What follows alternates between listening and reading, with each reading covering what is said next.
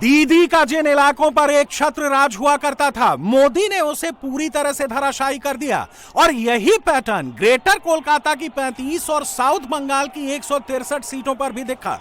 Greater Kolkata में BJP ने 20 सीटें निकाल ली, टीएमसी 14 पर अटक गई, एक seat all India secular front को मिला। साउथ बंगाल में भी बीजेपी ने 60 से ज्यादा सीटें बटोर ली। और इसकी एक बड़ी वजह यह रही कि हिंदुओं ने अब की बार दिल खोलकर वोटिंग की।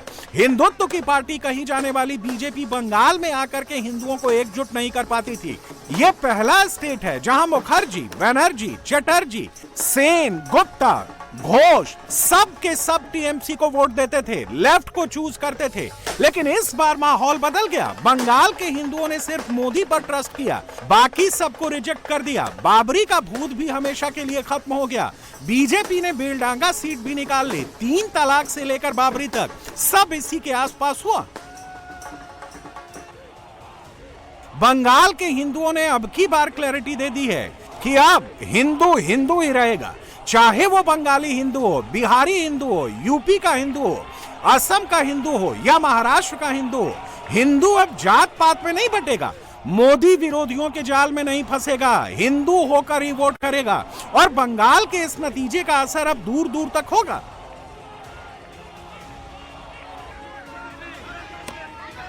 रही बात तुष्टीकरण की राजनीति करने वाली पार्टियों की, तो बंगाल ने उन्हें भी सबक दे दिया है, क्योंकि इस बार बंगाल का मुसलमान वोटर 5 टुकड़ों में बंट गया। TMC, ISF, left, Congress, Humayun Kabir सबने अपने अपने हिस्से का मुस्लिम वोट बटोरा। लेकिन नुकसान दीदी का कर दिया, क्योंकि जिन सीटों पर मुस्लिम वोट करीब 50% है, उनमें से 9 सीटों पर टीएमसी आगे चल रही थी। लेकिन उन्हीं में से 5 सीटों पर कांग्रेस और दूसरे दलों ने बढ़त बनाई हुई थी। आज की कांग्रेस बिल्कुल विपरीत दिशा में चल पड़ी है।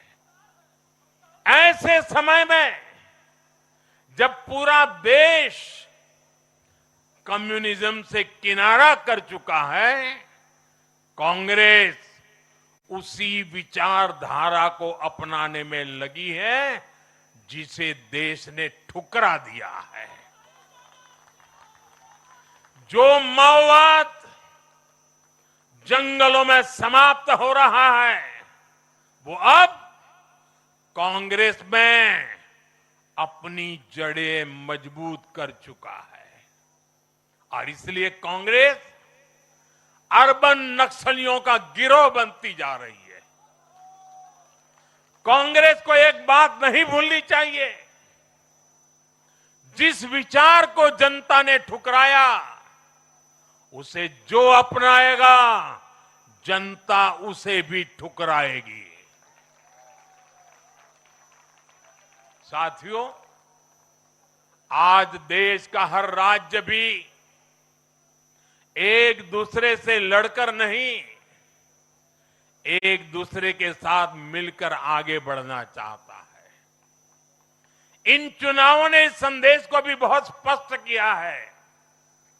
बंगाल, तमिलनाडु और केरल में जिन 3 सरकारों को जनता ने सत्ता से बाहर किया, उनकी एक समान पहचान थी, विभाजन की राजनीति।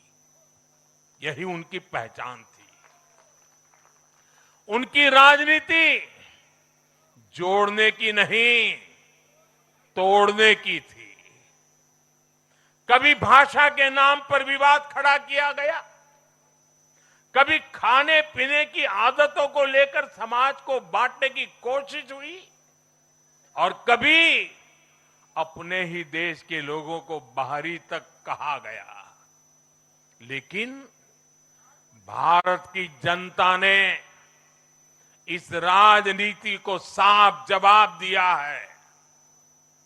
देश ने बता दिया है कि उसे विवाद नहीं, विकास चाहिए, विभाजन नहीं, विश्वास चाहिए। और उसका सीधा फायदा मोदी को हो गया। हिंदू वोट का ऐसा जबरदस्त कंसोलिडेशन हुआ कि वो मोदी के लिए सीटों में तब्दील हो गया। नोट करने वाली बात यह भी है कि बंगाल में उन्हीं ममता का, तमिलनाडु में उन्हीं स्टालिन का नुकसान हुआ जिन्होंने 2024 में मोदी को 240 पर रोका था, मगर अब ममता और स्टालिन दोनों खुद ही चले गए।